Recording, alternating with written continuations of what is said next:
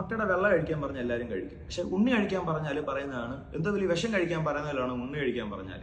അവർ പറഞ്ഞ വെയിറ്റ് കൂടും, ഫാറ്റ് കൂടും, എനിക്ക് കൊളസ്ട്രോൾ വരും, അറ്റാക്ക് വരും എന്നൊക്കെയാണ് പറയുന്നത്. അപ്പം അവർക്ക് ഓൾറെഡി നല്ല വെയിറ്റ് കാണും. അപ്പൊ നമ്മൾ ചോദിക്കുകയാണ്, നിങ്ങൾക്ക് ഈ ഉണ്ണി കഴിച്ചിട്ടാണോ നിങ്ങൾക്ക് ഈ വെയിറ്റ് കൂടിയത്? അതല്ല, ഉണ്ണി കഴിച്ചിട്ടല്ല വെയിറ്റ് കൂടിയത്. പക്ഷെ മുട്ടയുടെ ഉണ്ണി കഴിക്കാൻ പറഞ്ഞാൽ ഭയങ്കര വിഷയമാണ്.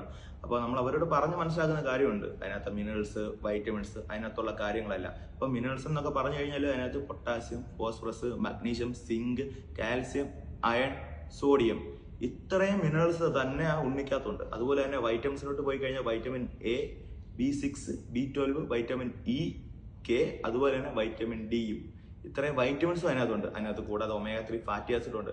നിങ്ങളുടെ ഹാർട്ടിനും ബ്രെയിനും ഒക്കെ ഹെൽപ്പ് ചെയ്യുന്ന സാധനമാണ് omega-3 ഫാറ്റി ആസിഡ്, അതുണ്ട്. പിന്നെ ഒരു ഉണ്ണിക്കകത്ത് ഏകദേശം 3 ഗ്രാമോളം പ്രോട്ടീനും വരുന്നുണ്ട്. അപ്പൊ ഇനിയും മുതൽ ഈ ഉണ്ണി എടുത്ത് പട്ടിക്കും പൂച്ചയ്ക്കൊക്കെ കൊടുക്കുന്നതിന് മുമ്പ് ഒന്ന് ജസ്റ്റ് ഒന്ന് ആലോചിക്കുക, കൊടുക്കേണ്ട ആവശ്യമുണ്ടോ? ഒരു 3-4 മുട്ട, ഫുൾ മുട്ട കഴിച്ചെന്ന് പറഞ്ഞിട്ട് നിങ്ങൾക്ക് ഒരിക്കലും ഫാറ്റ് കയറാനോ ഇല്ലെങ്കിൽ കൊളസ്ട്രോൾ വരാനോ അറ്റാക്ക് വരാനോ പോകുന്നില്ല. നിങ്ങളുടെ ബാക്കിയുള്ള ഡയറ്റ് മാത്രമാണ് നിങ്ങൾ നോക്കേണ്ടത്.